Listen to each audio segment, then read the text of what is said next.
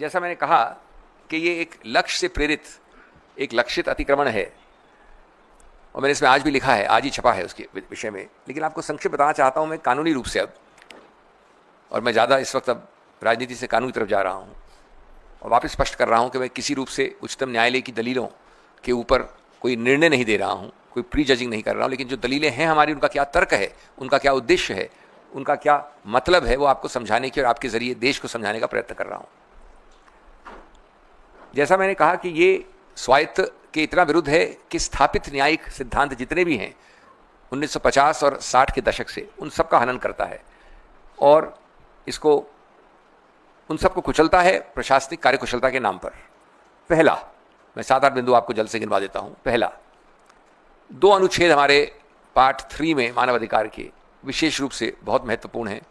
Part 3 जिसको मानव अधिकार का वर्ग कहते हैं, उसमें सभी बहुत महत्वपूर्ण प्रावधान हैं, लेकिन विशेष रूप से 25 और 26 बड़ा स्पष्ट रूप से कहता है कि हर व्यक्ति को पूरा अधिकार क्षेत्र स्वायत्त है कि वो निर्वाह करे, अभ्यास करे, प्रसारित करे, प्रचार करे अपने धर्म को, और अपने धर्म से संबंधित संस्थाओं को चलाए, मैनेज करे, उसमें बैठे, उसमें चुनावित हो, इत्यादि इत्यादि। कोई ये नहीं कह रहा है कि ये अधिकार जो संवैधानिक अधिकार हैं ये पूरे एब्सोल्यूट हैं, इनमें कोई सीमा नहीं है। सीमा भी लिखी गई है संविधान में, 3 सीमाएं लिखी गई हैं। पब्लिक ऑर्डर, सार्वजनिक व्यवस्था यानी बदले कोई, स्वास्थ्य हेल्थ, और नैतिकता मोरालिटी, ये 3 शब्द संविधान ने खुद ने डाल दिए प्रतिबंध के रूप से। और आप देखेंगे, जैसे मैं बताता हूँ आपको उदाहरण के तौर पे, कि ये 3 दूरगामी रूप से भी कोई संबंध नहीं रखते वक्फ एक्ट से। कोई इसमें ऐसा प्रावधान नहीं है जो सार्वजनिक कानूनी व्यवस्था को बचाने के लिए किया गया हो, कोई इसमें ऐसा प्रावधान नहीं जो स्वास्थ्य के लिए किया गया हो, कोई इसमें ऐसा प्रावधान नहीं है जो सार्वजनिक नैतिकता या पब्लिक मोरालिटी के लिए किया गया हो। तो इस प्रावधान पे, जैसा मैंने कहा, 60 साल 70 साल पहले, 50 के दशक में और उसके बाद 60 के दशक में, मैं आपको कानून से बोर नहीं करूंगा, बड़े महत्वपूर्ण जाने माने 5 खंडपीठों के आदेश है उच्चतम न्यायालय के, विस्तार से व्यापक निर्णय हैं। रतिलाल गांधी है, तिलकायत गोविंद लाल जी महाराज के नाम से है, जिसने कहा है कि किसी रूप से अगर आप किसी ऐसे वर्ग की संस्थाओं को स्वायत्तता से हटाएंगे, उनके ऊपर नियंत्रण इतना करेंगे कि उनका स्वायत्त खत्म होता है, तो वह असंवैधानिक है। इस मूल 60-70 साल पुराने सिद्धांत को यह कानून बेरहमी से हनन करता है, और इस उल्लंघन से वो जो मूल हिस्सा है, जो हृदय है और जो आत्मा है संविधान की, उसको भेदता है, छेदता है। दूसरा बिंदु, एक प्रावधान है 11, और मैं आपको स्पष्ट कर दूं कि 11 के बारे में उच्चतम न्यायालय ने आज कुछ नहीं कहा है अपने आंतरिक आदेश में, लेकिन हमारी दलील होने वाली है, ऑलरेडी है, और विस्तार से सुनेंगे तो होगी। तो जैसा मैंने कहा कि मैं आपको सिर्फ एक अपना पक्ष और तर्क रख रहा हूं, मैं किसी रूप से पूर्व निर्णय नहीं देना चाहता किसी चीज़ के ऊपर। हमारी दलील ये है कि एक प्रावधान है 11, उसमें 100% नामांकन का प्रावधान कर दिया है, यानी चुनावित कैटेगरी को हटा दिया है। नामांकन कौन करेगा? प्रदेश सरकार। जब 100% नामांकन होगा तो क्या रही स्वायत्तता की नाम, क्या रहा संस्थापित स्वायत्तता, क्या रहा स्वतंत्रता? ये एक मुद्दा है। तीसरा मुद्दा जिस पे आज माननीय उच्चतम न्यायालय ने प्रतिबंध लगाया है और हम उसका पुरजोर तरीके से स्वागत करते हैं, वो हैं 2 प्रावधान 9 और 14। 9 डील करता है केंद्र की काउंसिल से। उस काउंसिल में अभी तक याद रहे, अभी तक जो कानून चल रहा था 2013 का था, उससे पहले 1995 का था, जिसको 13 ने संशोधित किया। उसके भी पहले और 13 तक के अभी भी जो कानून चल रहा है, क्योंकि ये तो सिर्फ एक अमेंडमेंट है, संशोधन है, कानून अभी भी 95 वाला है, हमेशा पूर्णतया 100% मुसलमान ही वक्फ पे रह सकते थे, और इसमें कोई ऐसी आश्चर्य की बात नहीं है।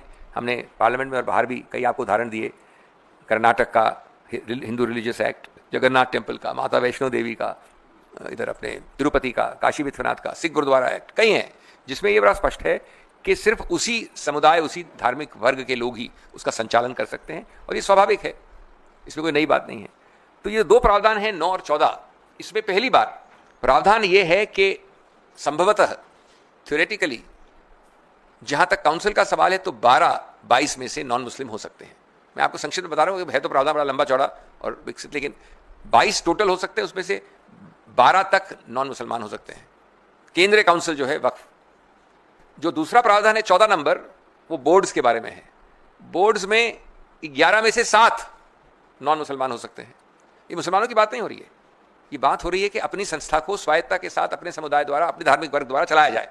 और जो पिछले 70, ये पहला जो एक्ट है वक्फ का कानून, वो 1913 में आया था, फिर 23 में आया, फिर 95 में आया, फिर 13 में फिर संशोधित हुआ 2013 में, 1913 में, 100 वर्ष से ज़्यादा पहले। कभी ऐसा नहीं हुआ जो 9 और ये 14 वाले प्रावधान कहते हैं। और आप आज कल भी हमने दलील की, पक्ष रखा उच्चतम न्यायालय के सामने, कुछ प्रश्नोत्तर भी हुआ जो आज रिपोर्ट भी हुआ है कि क्या आप सिख गुरुद्वारा एक्ट में किसी और मुसलमान को डालेंगे, क्या वैष्णो देवी श्राइन में किसी मुसलमान को बिठाएंगे, इत्यादि इत्यादि। और बड़े अजीबोगरीब प्रावधान, एक प्रावधान है कि अगर 100% हम लोग 100% लोग हैं, अविश्वास मत करें इस आदमी के ऊपर जो हमारा अध्यक्ष है, बोर्ड का अध्यक्ष ये है, हम लोग सब 100% अविश्वास मत डाल दें इसके ऊपर, उसको हटा नहीं सकते जब तक कि सरकार नहीं हटाए उसे। इसमें क्या गणतंत्र रहा, लोकतंत्र रहा, स्वायत्त रहा, अपने आदमी को अपने आप चुनना या उस पर विश्वास होना कहाँ रहा। इसी प्रकार से सीओ, ये मजाकिया प्रावधान है, मजाकिया है, मुस्लिम वक्फ बोर्ड का सीओ भी नॉन मुसलमान हो सकता है। सीईओ को आप कई नामों से बुला सकते हैं, जो मैनेजर कह लीजिए, जो दिन प्रतिदिन काम चलाता है, गुरुद्वारा कमेटी के प्रबंधक होते हैं कई सीनियर वरिष्ठ, वो सिख ही नहीं हो। ये प्रावधान है सीईओ के बारे में। और ये बता दूं मैं आपको कि पहले सब प्रावधान इसमें विपरीत थे इसके। एक सबसे महत्वपूर्ण प्रावधान, तो अभी तक जितना मैंने बोला उसमें 2 मामलों में उच्चतम न्यायालय ने प्रतिबंध लगाया है। आज अभी तक जितना मैंने बोला उस पर बात कर रहा हूँ, 9 पे और 14 पे, और कहा है कि 9 और 14 की जो आज की स्थिति है, अस्तित्व है, उसको आप अगली तारीख तक या आगे तक, जब तक की अनुमति नहीं आए कोर्ट की या बदलाव नहीं आए इस आंतरिक आदेश में, तब तक आप उनके अस्तित्व को नहीं बदल सकते। नियुक्तियां या रिक्त स्थान को भरना या अदला बदली करना नहीं कर सकते आप। तो इन 2 पे तो आज ही हो गया है। एक तीसरे मुद्दे पे आज और आंतरिक आदेश हुआ है जो अत्यंत महत्वपूर्ण मुद्दा है और जिसको लोग समझ नहीं पाते हैं आसानी से। मैं आपको सरल रूप से बता दूं, वक्फ बाय यूजर का मतलब क्या है। वक्फ बाय यूजर जो एक फ्रेज है, लगभग 150 साल से हमारे कानून में चल रहा है। ये मामला प्रिवी काउंसिल तक गया। 2 निर्णय अभी हाल में हुए 10 वर्ष के अंदर, एक अयोध्या, उससे पहले एक एम सिद्दीकी। उसमें पुराने 100 वर्ष के सब निर्णय कोटेड हैं, जिनको रुचि है वो उसको खोल के पढ़ लें। और इन सब में ये कहा गया है कि वक्फ बाय यूजर सिंपली यही है कि आदमी अपने उद्देश्य द्वारा, अपने कार्य द्वारा, अपने कर कमलों द्वारा, अपने बोलने द्वारा, अपने दर्शाने द्वारा एक वक्फ बना सकता है। यह आवश्यक नहीं है कि वो लिखित रूप से उसको प्रमाणित करे, एक रजिस्टर्ड डीड बनाए, एक डॉक्यूमेंट उपजाए। और ये हक मुसलमान का वक्फ के विषय में सैकड़ों साल पुराना है। अब इस संदर्भ में इसमें एक प्रावधान था हमेशा 100 साल से, 1913, 1923, 1995, 2013 में 3R एक प्रोविजन, 3 R, जिसमें वक्फ बाय यूजर को देखा गया था, संज्ञान लिया गया था, उसको माना गया था, उसके अस्तित्व को, जो कि 100 साल पुराना केस लॉ में है। एक पेन की स्याही के एक टिक से वो पूरा 3R को डिलीट कर दिया। इसमें डिलीट का मतलब है कि वक्फ बाय यूजर का आज कानूनी कोई अस्तित्व नहीं, अगर आप कानून को पढ़े जैसा है आज। तो उच्चतम न्यायालय ने, और उसका भी बहुत बहुत स्वागत करते हैं, कहा है कि अभी तक आंतरिक रूप में जो भी वक्फ हैं जो डिक्लेयर्ड हैं या रजिस्टर्ड हैं, इंक्लूडिंग एक अदर कैटेगरी यानी वक्फ बाय यूजर, वो सब में यथास्थिति यानी आज की स्थिति कानून के पहले रहेगी। इसका अंतिम निर्णय तो उच्चतम न्यायालय करेगी, लेकिन यथास्थिति कानून के लागू होने के पहले वैसी ही रहेगी। ये एक तीसरा आंतरिक आदेश है। और बिंदु हैं जिनको अभी तक निर्णित नहीं किया उच्चतम न्यायालय ने, और हम आशा और विश्वास करते हैं कि अगली तारीख जो 5 तारीख है उसमें बहुत सारे ऐसे निर्णयों का निर्णय होगा। उनमें से एक मुख्य है जिसका निर्णय हमारे पक्ष में अभी नहीं हुआ, लेकिन मैं आपको समझा दूंगा। वो है 3 प्रावधान, 3C, उसका सब क्लॉज 1, 2 एंड प्रोवाइजो, और साथ साथ 36 और सब क्लॉज 7A और 10। ये बड़ी अजीबोगरीब चीज़ कहता है जो हम अगली बार पक्ष रखेंगे उच्चतम न्यायालय के सामने। अभी हमने दलील की, उसमें ऑर्डर नहीं हुआ है। ये बड़ा रोचक पक्ष है। क्या है? मैं किसी कारण से, द्वेष से, प्यार से, गुस्से में, कैसे भी इनके बारे में और इनके वक्फ बारे में आरोप कर देता हूँ। एक बड़ी विस्तार से एक चिट्ठी लिख के कलेक्टर को भेज देता हूँ। कलेक्टर, जो कि पूरी तरह से सरकार का नुमाइंदा है, किसी भी कारण से उसको एक डिस्प्यूट करार कर देता है। विवाद शब्द इस्तेमाल है, विवाद। उसको कोई कारण देने की जरूरत नहीं है कि ये कितनी हास्यास्पद है, विवाद, ये हो ही नहीं सकता इत्यादि। उसने उसको डिस्प्यूट करार किया। जैसे ही वो डिस्प्यूट करता है तो 3 प्रावधान आ जाते हैं, अजीबोगरीब प्रावधान। पहला प्रावधान कि जब तक वो कलेक्टर जो 100% सरकार का नुमाइंदा है वो उस विवाद को निर्णित नहीं करे, तब तक ये पक्ष जो मिस्टर इमरान प्रतापगढ़ी का है वो वक्फ नहीं माना जाएगा। वक्फ, वर्ड्स एग्जैक्ट पढ़ दूं मैं आपको, shall not be treated as waqf property. जब तक कब? जब तक मैं कलेक्टर निर्णित कर रहा हूं। और याद रहे, कलेक्टर सिर्फ नुमाइंदा सरकार का नहीं है। बहुत सारे ऐसे विवाद हैं जहां पर सरकार ने ही वक्फ की जमीन पे इंक्रोचमेंट कर दिया है। इनका कहना है कि आप मेरी जमीन पे बैठे हो, उसी को विवाद बना के तब तक ये कंप्लेनेंट है, तो भी इन्हीं के विवाद के आधार पर इन्हीं की वक्फ प्रॉपर्टी नहीं रहेगी जब तक विवाद नहीं निर्णित होगा। ये आपको विश्वास आप उठा के पढ़ लीजिए इसमें 3C कैपिटल 2 ब्रैकेट प्रोवाइजो। अब इसके दो और परिणाम हैं। दूसरा परिणाम है कि अगर आप विवाद के अंदर हो तो अगर चाहे भी मिस्टर प्रतापगढ़ी तो भी जाकर इसको रजिस्टर नहीं करवा सकते क्योंकि विवादित है, तो रजिस्ट्रेशन प्रतिबंधित है। जो ये एक्ट चाहता है कि रजिस्टर हो, लेकिन साथ साथ दूसरे आवाज में कहता है कि जब तक विवाद तब तक रजिस्टर नहीं कर, कोई रजिस्टर करेगा नहीं। और तीसरा, जब तक आप रजिस्टर नहीं करेंगे तो आप किसी कोर्ट कचहरी नहीं जा सकते। यह है 36 ब्रैकेट 7A ब्रैकेट 10, दो है प्रावधान। अब देखिए ये चक्रव्यूह जो बनाया है, ये पूरा चक्रव्यूह है।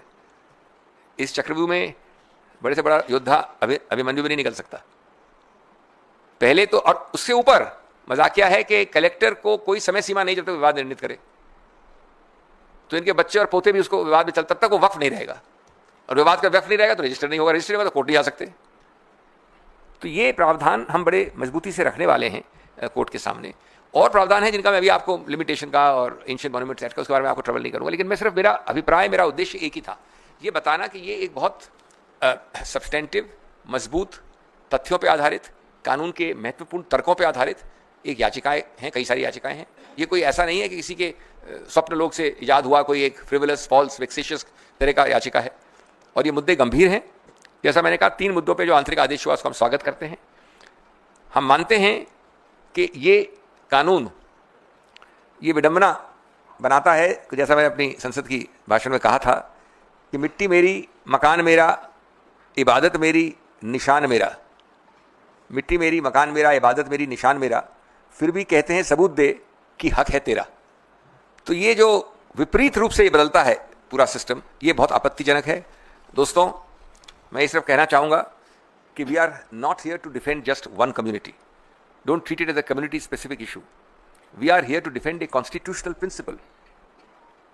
The constitutional principle is that the rights like Article 26 cannot be sacrificed at the altar of majoritarian convenience. People forget that the constitutional rights are rights against the majority. If there were rights for the majority or not against the majority, there will be no need for constitutional rights. What is the need for it? Today it is the Waqf, friends. Tomorrow it could be your shrine, your institution, your faith, and even your voice. The act is not just legally flawed, it is morally vacuous. It is morally vacant. It takes the soul of religious freedom and stuffs it into a file marked subject to approval. If this can be done in the name of administrative regulation, then no freedom is safe and no institution is sacred. This is not the future which our framers envisioned, and it is not the future which the Congress party will allow subject to the court orders. ये सिर्फ मामले को मुसलमान या अल्पसंख्यक की नज़र से देखना सही नहीं होगा। ये मामला निश्चित रूप से उनके संबंध का है, लेकिन ये संविधान की आत्मा का सवाल है सर्वोपरि रूप से। अगर आज एक समुदाय के धार्मिक संस्थानों पर कब्जा हो सकता है, तो कल हर अल्पसंख्यक संस्था खतरे में होगी। ये विधेयक संविधान की बराबरी की भावना को पर आक्रमण करता है और ये धार्मिक स्वतंत्रता को सरकारी मंजूरी से जोड़ने की कोशिश करता है। आपकी संवैधानिक स्वतंत्रता, आपकी धार्मिक स्वतंत्रता मेरी प्रशासनिक या सरकारी मजबूरी पर निर्भर है। अगर हम आज नहीं बोलेंगे तो कल बोलने का हक शायद हम सबसे भी छिन जाएगा। और ये लड़ाई केवल एक कानून की नहीं, एक सोच के विरुद्ध है। अधिकारों को रियायत और पहचान को शक समझती है। ये हमारा मूल इस पे विरोध है। Friends, all I would say is that it's a very important event, and we are as a political party extremely grateful to the Supreme Court for having spent considerable time yesterday, almost full 2 hours, more than 2 hours, and then again at the request of the government taken it up again today and passed an interim order which will of course be subject to further hearing on the 5th. And we believe that this is an extremely important step towards the restoration of constitutional principle, constitutional morality and constitutional correctness and rightness. Thank you.